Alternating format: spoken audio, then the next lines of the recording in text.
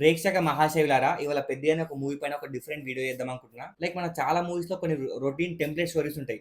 ఊరి ప్రజలకు ప్రాబ్లమ్ వస్తే, లేదంటే పేద ప్రజలకు ప్రాబ్లమ్ వస్తే హీరో వచ్చి కాపాడడం, హీరోని వచ్చేసి ఇట్లా గుడ్డోలని అనాథల్ని లైక్ అనాథల్ని ఆదుకోవడం, లేదంటే క్లైమాక్స్ లో హీరో వాళ్ళ ఫ్యామిలీని విలన్ వచ్చి డెన్ లో కట్టేసి హీరో వచ్చి కాపాడడం.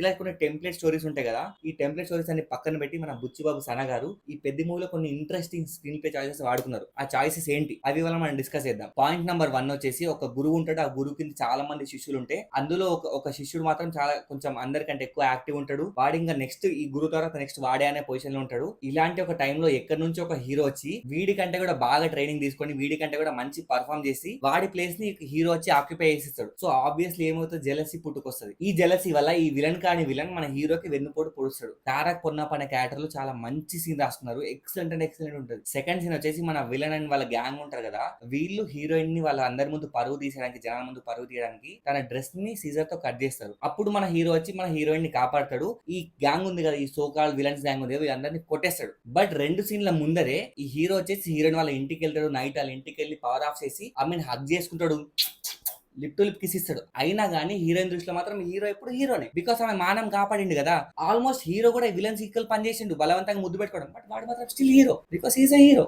గ్రేట్ చాయిస్ అండి. పాయింట్ నెంబర్ 3 వచ్చేసి, ఒక ఊర్లో ఒక పెద్ద మనిషి, ఒక ఆజాను బావుడు ఉంటాడు. ఈ పెద్ద మనిషి పని ఏంటంటే ఆ ఊరు కోసం, లేదంటే ఆ ఊర్లోని జనాల కోసం కష్టపడతా ఉంటాడు. వాళ్ళకి ఒక మంచి పని చేద్దామని చెప్పి ఈ ప్రయత్నంలో అనుకోకుండా ఆ పెద్ద మనిషి చనిపోతే, ఆ పెద్ద మనిషి చేసే పని మన హీరో కంప్లీట్ చేశాడు ఎట్ ద ఎండ్, మూవీ అయిపోయే లోపల. Such a great screen play choice అండి. అసలు ఇలాంటి చాయిస్ మనం ఎక్కడ చూడలేదు. శ్రీమంతుడు మూవీలో చూడలేదు, జనతా గ్యారేజ్ మూవీలో చూడలేదు, ఆచార్య మూవీలో కూడా చూడలేదు.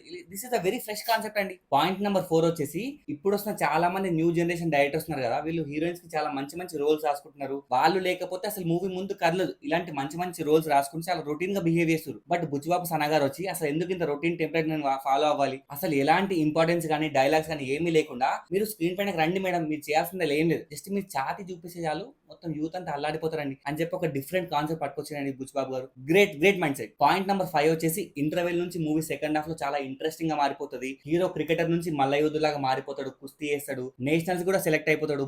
అయ్యయ్యో, ఇప్పుడు కనుక మూవీ ఇంత ఇంట్రెస్టింగ్ ఉంటే పెద్ద బ్లాక్ బాస్టర్ అయిపోతుంది కదా. ఇప్పుడు ఎట్లన్నా ఆడియన్స్ మైండ్ సెట్ ని నేను డైవర్ట్ చేయాలని చెప్పి ఆయనకి ఇష్టం లేకపోయినా బలవంతంగా శృతి హాసన్తో ఒక సాంగ్ ఇప్పించారు, హల్లెల్లో అని చెప్పి. ఏమైంది, సో ఇట్లా రొటీన్ కి భిన్నంగా మూవీ మధ్యలో ఐటమ్ సాంగ్ ఇరికిచ్చిందండి. చాలా అంటే చాలా మంచి మూవీ అండి. Excellent and excellent screen play choice. Point number 6 వచ్చేసి, మన బుచ్చిబాబు సన గారి గురువు గారు ఉన్నారు కదా, సుకుమార్ గారు. ఆయన మూవీస్ లైక్ రంగస్థలం అయినా, పుష్ప 1 అయినా, పుష్ప 2 అయినా, ఈ మూవీస్ లో పర్ఫెక్ట్ కాస్టింగ్ ఉంటది కదా. లైక్ నేటివిటీ తగ్గట్టు మాత్రమే యాక్టర్స్ ని పిక్ చేస్తున్నారు. లైక్ ప్రకాష్ రాజ్ గారు, లైక్ జగపతి బాబు గారు, లైక్ ఆదిపిని శెట్టి, యాక్టర్ నరేష్ గారు, సమంత గాని, రష్మిక గాని, వీళ్ళందరికీ తెలుగు వచ్చు కదా. దాని వల్ల మూవీ మంచి హిట్ అయింది, బికాస్ వాళ్ళకి ప్రాపర్ తెలుగు వచ్చు, ప్రాపర్ లిప్సింగ్ ఉంటది. దీనికి భిన్నంగా మన బుచ్చిబాబు గారు లైక్ పాన్ పరక్ బ్యాచ్ అని చెప్పి బాలీవుడ్ నుంచి ఒక ముగ్గురిని పట్టుకొచ్చిండు, మలయాళం నుంచి ఇంకొక 2 యాక్టర్స్ ని పట్టుకొచ్చిండు, మరాఠీ నుంచి ఇంకొక యాక్టర్ ని పట్టుకొచ్చిండు. ఇట్లా డిఫరెంట్ డిఫరెంట్ ఏరియాస్ నుంచి డిఫరెంట్ డిఫరెంట్ యాక్టర్స్ పట్టుకొచ్చి, వాళ్ళకి తెలుగు రాకపోయినా, వాళ్ళకి లిప్సింగ్ ఇష్యూస్ ఉన్నా కానీ వాళ్ళని మాత్రం పెట్టుకున్నాడు. అట్లా కాకుండా నేటివిటీ ఉన్న యాక్టర్స్ పెట్టుకుంటే మూవీ పెద్ద బ్లాక్ బస్టర్ అయిపోతుంది కదా. లైక్ మనం కనెక్ట్ అయిపోతాం కదా, అదంతా రొటీన్ కదా. దానికి భిన్నంగా మనం కనెక్ట్ అవ్వకుండా ఇట్లా డిఫరెంట్ డిఫరెంట్ యాక్టర్స్ పట్టుకొచ్చి లిప్సింగ్ లేకుండా, డబ్బింగ్ లేకుండా పెట్టుకుంటే మనం ఇట్లా ఇంప్రెస్ అయిపోతాం. Hats off sir. Point number 7 వచ్చేసి, ఇంటర్వెల్ తర్వాత హీరో క్రికెటర్ నుంచి కుస్తీలాగా మారడానికి చాలా కష్టపడతాడు. లిటరల్ గా ఒళ్ళు ఊనం చేసుకుంటాడు, ఒక బాడీ ట్రాన్స్ఫర్మేషన్ ఉంటది. ఆల్మోస్ట్ ఒక 10 నిమిషాలు ప్రాపర్ అంటే ప్రాపర్ కష్టం ఉంటది కదా. బట్ వన్స్ ఎక్కడైతే సెకండ్ హాఫ్ క్లైమాక్స్ లో హీరో మన ఇప్పుడు కుస్తీ నుంచి మన రన్నింగ్ కాంపిటీషన్ కి వెళ్లాల్సి ఉంటది. బట్ మళ్ళీ అంతే టైం పెట్టి, మళ్ళీ అంతే ఎఫర్ట్ చూపించి, ఆ ట్రాన్స్ఫర్మేషన్ కానీ, ఆ హీరో కష్టంని కానీ, కాలు పోయింది కదా, ఆ కష్టం మొత్తం మనం స్క్రీన్ పని చూపిస్తే మనం కనెక్ట్ అయిపోతాం కదా.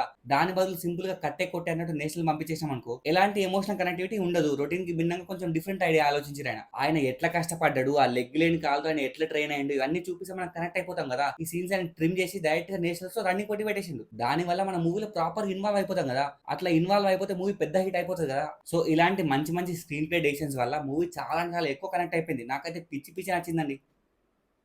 మీకు గనక నా ప్రయత్నం నచ్చితే please do like, share, subscribe to movie మనిషి.